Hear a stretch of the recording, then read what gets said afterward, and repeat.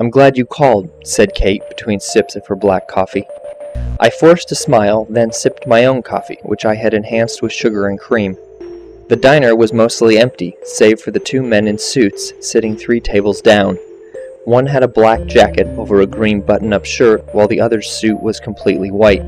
A tip from my underworld past told me a major player in the Belleville crime scene liked to feast and do business in this particular diner. When my sister asked me to pick a place for lunch, I decided to make the trip serve both of my lives. I could tell she was growing impatient, so I finally spoke. "I'm sorry. I'm just not sure what to say." She was wearing a light blue summer dress with her hair pulled back in a simple ponytail. We looked very similar with matching noses and eyes. Her face was longer than mine, and I could swear her skin was darker, but that may have been a tan. "I don't want to rush you or anything, Brad," she said, putting her hand on mine. A warm, welcoming smile creased her lips. "Your whole world must have gotten pretty crazy since we last met." "You have no idea," I said. My mind wandered to my excursion the previous evening.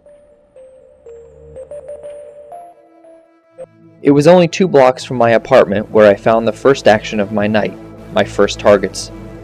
The family was either tied up or on vacation. Given the darkness of the house, I guessed on vacation. The light in the living room was on.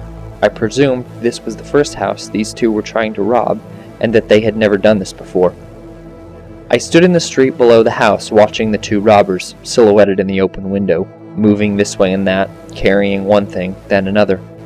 Unless the family who lived here stole from others, like the one I grew up with, they did not deserve to be stolen from themselves. When I entered, I waited and watched to find out the skills these 2 intruders had, which I would soon have to deal with. They were teenagers, a tall one and a not as tall one, both with hoodies sporting the Belleville Bears baseball team logo. The living room was nearly a complete wreck. Items scattered every which way, torn fabric, a broken bookshelf, and toppled chairs. In the middle of the room were 2 bags, which the teens were filling with items they evidently deemed worthy of stealing. The profit in the bags was at most maybe $200. "Hey man," said the tall one, "look at this family portrait. Don't they just look so adorable together?" It was a family of 4, all appearing genuinely happy on a beach in the summer. The shorter one examined the picture. "It's fake," he said, spitting on the picture. "No family can really be that happy together." I could sympathize with that as I watched the boys. I could hear the youthfulness in their voice. They took the portrait from the wall and sliced into it with their knives. It was the smell of my fries and fried fish which drew me back to Kate and our rendezvous. "So, what do you do for a living?" asked Kate just before she scooped a sip of her soup from the bread bowl into her mouth. "I'm the masked vigilante Red Rebel," is what I wanted to say. I have no idea why I wanted to tell her the truth. "I'm a janitor at an office building," I said, snagging one of my fries and tossing it into my mouth. "And is there a bigger dream job?" she asked. "You don't think someone can be happy as a janitor?" I asked. "I didn't mean that," she said, apologetically. "I'm just curious what you would want from life. That's something a big sister should know, right?" "No idea," I said. "It was just me and Mom." I stopped to correct myself. Me and Molly and Fred growing up. There was an awkward moment. I could see in her eyes a flood of questions, but she calmed herself and took another spoonful of soup. I tried to eavesdrop on the conversation 3 tables down, but since they arrived, neither man said anything more than placing their lunch orders. I took a bite of my fish, letting the taste linger in my mouth before swallowing. It needed more flavor, so I opened the container of tartar sauce on my plate and dipped the next bite in. "What about you?"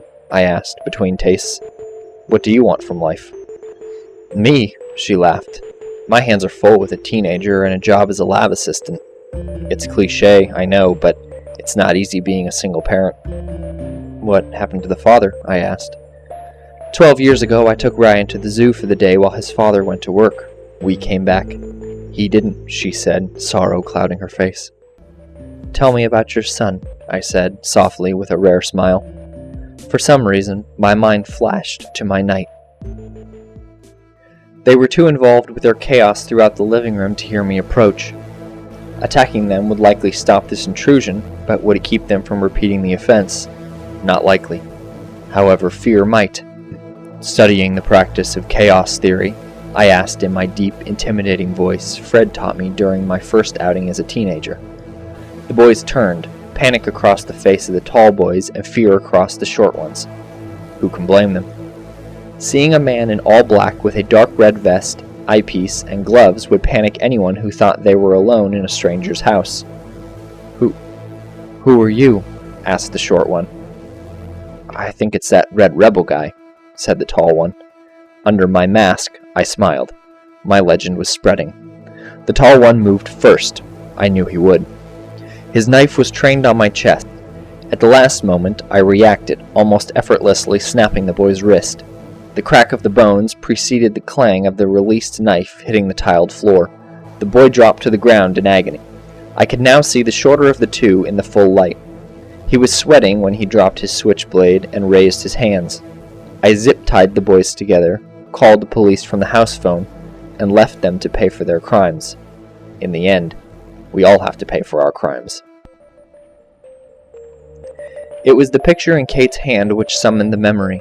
I saw my nose and her eyes on the face of the familiar teenage boy. I could not help but smile at how fate brings some people together. The same boy I caught the night before was the son of my long-lost sister. I had hopefully taught my nephew a lesson. He is a good kid, said Kate. Very smart, but sometimes I worry about his friends. I have this fear, one dad suggested, that he is mixed up with the wrong sort of people. Sometimes you have to let kids learn their own lessons, I said. That's what Fred taught me. Sorry, it's a hard habit to break. Well, do you want to go see Mom and Dad? Maybe it'll help, she said, excitement in her tone. Kate's phone rang, saved by the bell. The truth is, I was not ready to face my past.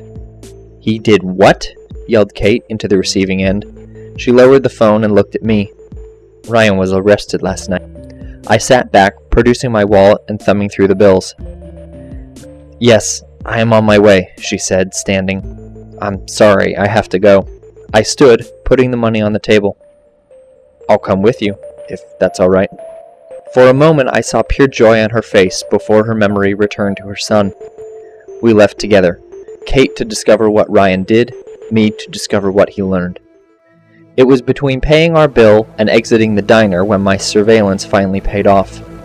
The man in the white suit leaned back from his empty plate, popping a stick of gum in his mouth. Across from him, the man in the black suit sat devouring the contents of a folder with his eyes. Is the job reasonable? Asked the man in Very reasonable, replied the man, struggling to contain himself. Please be careful, instructed the obvious employer. I don't want to clean up the mess like last time. Yes, Key, replied the man, licking his lips in hunger despite the fact that his plate had already been consumed. I smiled to myself at the name, Key. I'd be sure to remember that one.